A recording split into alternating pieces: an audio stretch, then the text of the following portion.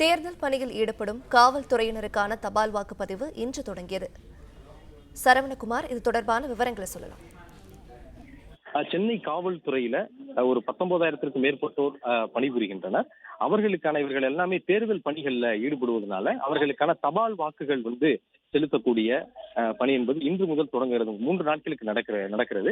சென்னை காவல்துறையில மட்டுமே இந்த பணிபுரியக்கூடிய அந்த 19,000 காவல்துறையினருக்குமான தபால் வாக்குகள் செலுத்துவதற்கு 3 இடங்கள்ல தென் சென்னை, மத்திய சென்னை மற்றும் வட சென்னை ஆகிய தொகுதிகளில் இதற்கான வாக்குப்பதிவு மையங்களை ஏற்பாடு செய்திருக்கிறார்கள். சென்னை அடையாறுல தென் சென்னைக்கான வாக்குப்பதிவு மையம் இருக்கிறது. 2 வாக்குச்சாவடிகளை இதற்காக ஏற்பாடு செய்திருக்கிறார்கள்.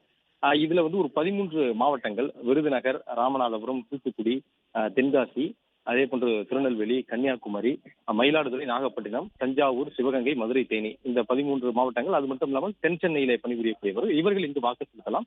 மற்ற மாவட்டங்களைச் சேர்ந்தவர்களுக்கு மற்ற 2 வாக்குப்பதிவு மையங்களுக்கும் அந்த விவரங்கள் எல்லாமே அந்தந்த காவல்துறையினருக்கு குறுஞ்செய்தி மூலமாக அனுப்பப்படும் என்று தெரிவித்திருக்கிறார்கள். 3 நாட்களுக்கு இந்த ஏற்பாடுகள் செய்யப்பட்டிருக்கிறது.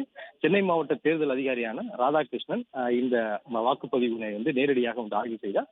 இந்த 3 நாட்கள் வாக்குப்பதிவு முடிந்த பிறகு இந்த தபால் வாக்குகள் எல்லாமே சீலிடப்பட்டு இது இந்த ஸ்ட்ராங் ரூம் என்று சொல்லக்கூடிய அந்த இடத்தில் கொண்டு சென்று பாதுகாப்பாக வைக்கப்படும் என்று தெரிவித்துள்ளனர்.